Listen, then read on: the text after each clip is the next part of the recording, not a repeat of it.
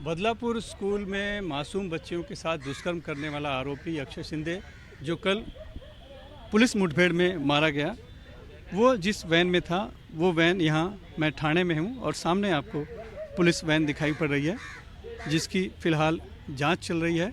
अभी कुछ देर पहले तक जो इसकी पूरे मामले की जांच के लिए एसआईटी बनाई गई है, उसके चीफ डीसीपी ईओडब्ल्यू पराग मनेरे आए हुए थे। उन्होंने मुआयना किया और अब फॉरेंसिक की टीम यहाँ पर आई हुई है, जो कि नमूने इकट्ठा कर रही है। पता चला है कि वैन में 4 कारतूस मिले हैं जो कि फायर किए हुए हैं और 2 अलग अलग बोतलों में उन्होंने खून के नमूने लिए हैं, जिनकी जांच की जाएगी कि वो और उन दोनों जो इसमें घायल हुए हैं उनके खून से मिलान की जाएगी।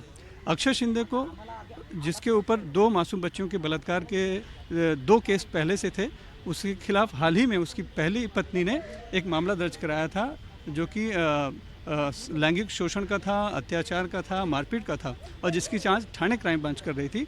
और उसी के सिलसिले में कल तलोजा जेल, जो कि नई मुंबई में है, वहाँ से अक्षय शिंदे को इसी वैन में लाया जा रहा था। तब मुंब्रा बाईपास के पास बताया जाता है, जो पुलिस ने बताया है कि उसने जो एपीआई नीलेश मोरे थे उनकी रिवॉल्वर छीन ली और फायरिंग करना शुरू कर दिया। 3 फायर उसने किया, 2 जो है वो वैन में लगी है और 1 गोली जो है वो नीलेश मोरे के पैर में लगी है, जिसमें जख्मी हो गए।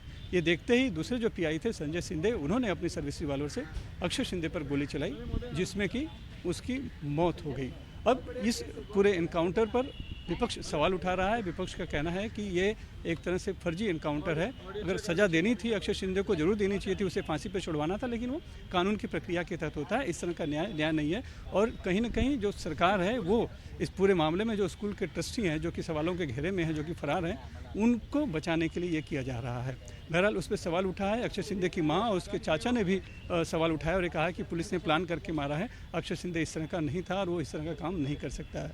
बहरहाल जो सरकार की तरफ से जवाब आया है कि पुलिस ने भी जो भी किया है वो अपनी आत्मरक्षा में किया है, क्योंकि अक्षय शिंदे ने रिवॉल्वर खोलकर पुलिस पे हमला किया था, इसलिए गोली चलाई गई है। और वही विपक्ष जो इस आरोपी के फांसी की सज़ा देने की मांग कर रहा था, वही जो है कि अब इस तरह का सवाल कैसे उठा रहा है। मुख्यमंत्री की तरफ से कहा गया कि दुर्भाग्यपूर्ण बयान विपक्ष की तरफ से आ रहा है। बहरहाल राजनीति चालू है, लेकिन इस बीच एसआईटी बनाई दी गई है, उसकी जांच चल रही है इस पूरे मामले को लेकर। लेकिन जिस तरह से ये पूरा मामला हुआ है उसको देखते हुए अब इस बात को लेकर, अक्षय शिंदे के एनकाउंटर को लेकर राजनीति तेज हो गई है।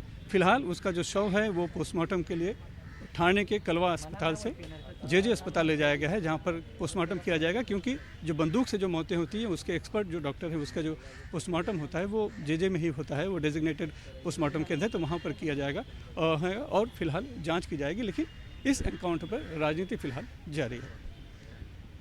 ठाणे से कैमरामैन संदेश बैकर के साथ सुनील सिंह, एनडीटीवी इंडिया के लिए।